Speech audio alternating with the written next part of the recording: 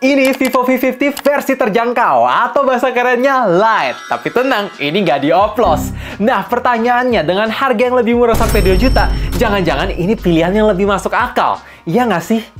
Buat gue yang baru pertama kali megang seri light ini, desainnya kelihatan elegan sih. Yes, kameranya itu bergradasi dari besar ke kecil, plus masih ada aura light portrait, bikin jadi ada ciri khas. Tapi memang beda di feels-nya, karena 2 hal. Pertama, frame-nya dibuat rata, campur sudut melengkung, jadi berasa lebih compact. Dan kedua, finishing back cover itu cepet banget nempel sidik jari, jadi wajib dipakai in case. Oh iya, satu hal yang gue nggak nyangka, body setipis ini punya kapasitas baterai 6500 mAh atau 30% lebih besar ketimbang generasi sebelumnya. Apakah awet, boros? Sabar, nanti akan gua bahas. Anyway, untuk build quality ini terbuat dari polikarbonat yang berasa solid. Tapi yang bikin gua heran, HP ini bisa tahan drop test sampai 1 meter, tahan tumpahan air, cipratan jus, kopi. Ya, dapat sertifikat lulus setara IP69 juga. Cuma direndam aja nggak bisa. Jadi buat orang-orang slordah, ini akan sangat ngebantu. Bahkan kalau misalkan kalian pakai casing bawaannya, bisa tahan drop test sampai 1,5 meter. Gak perlu dicoba, biar gua aja guys. Awet nih, nyala ya. Mantap. Swear, gue pesimis banget lihat kamera HP nih. Masa resolusi ultrawide cuma 8 megapiksel, ditambah ngeliat viewfinder tuh blown out abis. Tapi tahu nggak kalian, gue salah. Yes, ketika udah dicekrek, dynamic range-nya kok makin ngangkat. Highlight-nya keluar, dalam segi warnanya mendekati kondisi asli, walaupun memang hasil fotonya nggak tajam, apalagi kalau udah di low light. Nah, ngomongin soal hasil foto di 50 megapiksel Sony IMX882 main kamera, impresif. Yes, warnanya itu lebih condong ke vivid, jadi kalau ada langit biru, ya kelihatan gonjreng. Cocok buat kalian yang males-males edit lagi. Dalam segi dynamic range-nya bagus, highlight-nya keluar, apalagi kalau misalkan kalian mainin exposure-nya manual, hasilnya bisa makin bagus, ditambah detailnya pun tajam banget. Bahkan sampai kondisi low light pun ini masih oke, walaupun memang ISO di super night mode-nya itu kadang kurang konsisten karena bisa terlalu over. Nah, satu problem yang gue rasain ketika gue mau foto close object, bokeh naturalnya tuh kayak kurang berasa. Tapi untungnya ada fitur portrait mode yang bisa kalian atur intensitas blurnya. Bahkan mau foto orang atau objek bisa kebaca. Dan hasil di low light pun bisa bagus karena ada fitur aura light portrait. Detailnya makin ngangkat, jadi hasil foto 2 kali lebih bagus. Tapi ya gue berharap semoga di next versi light, Kelvin dan brightness di aura light portrait-nya bisa di-adjust biar lebih fleksibel, karena sekarang ini belum bisa. Dan untuk kualitas videonya ini support di 1080 minimum 10 fps, tapi sayang tidak ada stabilisasi. Ketika kalian turunin ke 1080p 30 fps, baru bisa stabil, walaupun memang dari segi viewfinder menurut gue ini masih agak getar. Dan ketika di panning, ya ini ya cukup stabil sih. Dengan dynamic range yang angkat, highlight yang bagus, tapi memang untuk sharpening tajamnya ini berasa sih.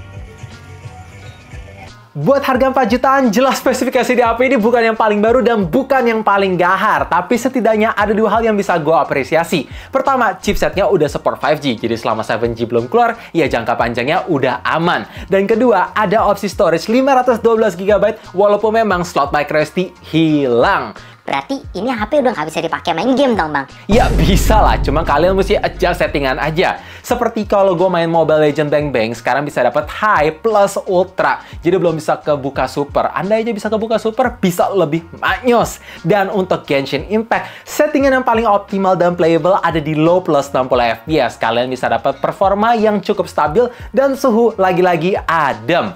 Bang, buat tangkapan signal gimana? Oke, sejauh ini gak pernah ada keluhan, bagus banget. Dan untuk tingkat akurasi GPS-nya bagus. Ya, untuk arahin jalan gak pernah meleset itu akurat exit tol-nya. Nah, ngomongin soal baterai, apakah 6500 mAh-nya cuma modal besar-besaran doang? Well, pertama-tama gue mengapresiasi Bluefold teknologinya Vivo karena tetap bisa bikin HP ini tipis setara dengan HP-HP dengan kapasitas baterai 5000 mAh. Dan jujur, untuk ngabisin baterai HP ini tuh sangat sulit. Yes, udah gue pakai Genshin Impact 2 jam 46 menit. Scrolling TikTok 2 jam 45 menit. Dan nyari hiburan di YouTube 3 jam 20 menit sampai ke yang gabut banget scrolling Instagram 1 jam 18 menit. Semuanya itu pakai full cellular data. Masih bisa dapat SOT berapa? 10 jam 17 menit dengan standby 1 hari 7 jam. Asli, gue lebih ngeri kuota gue habis duluan ketimbang baterainya. FYI, HP ini masih ngisain baterai 5%. Lanjut ngomongin soal charging. Ini menarik karena udah support 90 watt flash charge plus kombinasi baterai 6500 mAh. Ketika gue colok dari angka 1-100% dibiarin ngecharge, maka waktu 62 menit. Jujur sih, kalau misalkan HP ini pakai 30 watt, bete banget.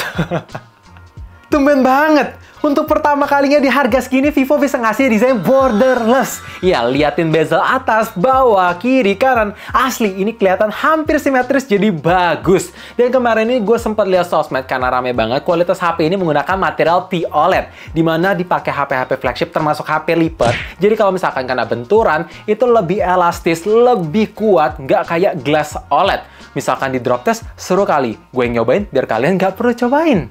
By the way, untuk kualitas layarnya gue salut karena sama kayak Vivo V50 ketika pasang video yang sama bersebelahan. Dalam segi karakteristik warnanya itu gonjreng, vivid, viewing angle-nya luas, gak ada color shifting, dan udah ada fingerprint under display dengan performa yang cepat.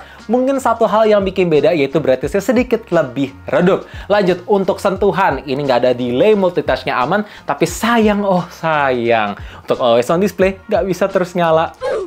Software di HP ini udah pakai Android 15 dengan user interface FunTouchOS 15 yang seperti bisa kalian harapkan. Easy to use, gak ada iklan, softwarenya rutin, karena 2 minggu terakhir gue udah terima 2 kali update dan bahkan fitur AI dari kakaknya juga tersedia. Pertama, ada AI Erase 2.0 bisa ngapusin orang yang ganggu hasil foto kalian, dan kedua, ada AI Photo Enhance yang bisa bikin hasil foto jelek, jadi kualitasnya tuh naik kelihatan bagus. By the way, gue ada 2 fitur penting yang wajib banget kalian tahu sebagai pengguna Vivo V50 Lite. Pertama, karena always on display-nya itu cuma bisa nyala 10 detik atau always 10 second display, jangan lupa nyalain fitur Dynamic Light, dimana kalau misalkan ada notifikasi yang masuk, lampu aura LED portrait itu bisa nyala sebagai indikator. Bahkan kalau misalkan kalian pasang musik, juga bisa nyala. Kedua, FunTouchOS 15 ini nggak cuma bisa di schedule kapan HP-nya nyala ataupun mati, tapi kalau misalkan kalian pengen atur airplane mode, vibrate mode, itu semua bisa. Nice attention to detail. Jadi kalau misalkan kalian nggak pengen keganggu di tengah subuh hari ada yang telepon,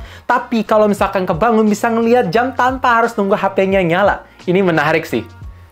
So guys, dengan harga 4.599.000, yes, menurut gue Vivo V50 Lite ini bisa jadi opsi yang tepat kalau misalkan kalian pengen beli V50 tapi pengen menghemat juga. Karena esensi penting kayak build quality, layar, hasil kamera, keawetan baterai, sampai rutinitas update-nya itu loh. Nggak ada yang dikorbanin dengan harga yang lebih hemat sampai 2 jutaan. Ingat, 2 juta itu besar banget, bisa makan berbulan-bulan sampai ngisi bensin. Tapi memang ada 2 hal yang harus kalian tahu sebelum beli HP yang satu ini. Pertama, performanya bukan yang paling kencang di harganya. Dan kedua, kalau misalkan beli varian yang 256 GB, ya harus puas karena nggak ada slot micro SD. Tapi memang makin kesini gue ngeliat seri Lite ini nggak bisa dianggap remeh. Apalagi tersedia varian 4G-nya dengan kualitas yang sama bagus, tapi harganya lebih murah. Gue berharap dengan adanya video ini kalian terbantu. And as always, stay safe, stay healthy, stay updated with up to date.